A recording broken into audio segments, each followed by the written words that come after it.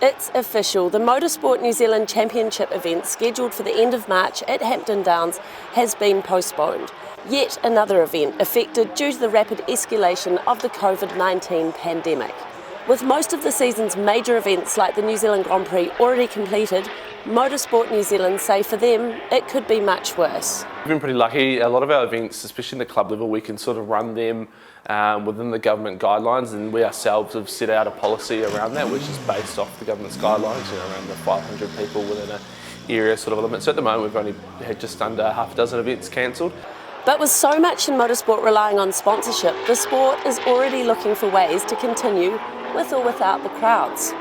The TV rights are so important in all sport, and I think we saw the Black Caps play in an empty stadium. So maintaining those TV rights and fulfilling those things is massive for the financial side of the sport. We saw Formula One signal that they would be likely to do that this year. In fact, the Bahrain Grand Prix was going to do that this year, and so that was cancelled as the situation escalates. That's sort of the goal of sponsorship, is you sell it as a form of advertising.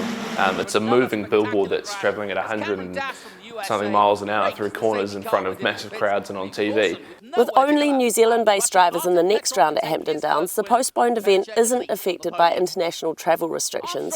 But for international drivers, the scene is very different now than it was at Manfield only a fortnight ago. Part of the point of coming out today is just to build relationships and build bridges with people, because it is an expensive sport and something where money is a big factor, so you need to have as much support as you can possibly get. I'll just be a support class for the supercars, but then I'll step up into hopefully Super 3 and Super 2 in Australia, and then come back and race these in the New Zealand series, because they kind of, one series starts and finishes as the next one starts, so you just go backwards and forwards, getting as much seat time as you move up through the ranks. For the drivers, these plans are now up in the air, with travel restrictions and event cancellations, career game changers. Individual sponsorship, with the young drivers, it's an incredibly competitive market to get sponsorship. So, Alexandra Whitley getting that deal with Hire Appliances and not being able to race at the Grand Prix is incredibly disappointing, not only because she doesn't get to race, but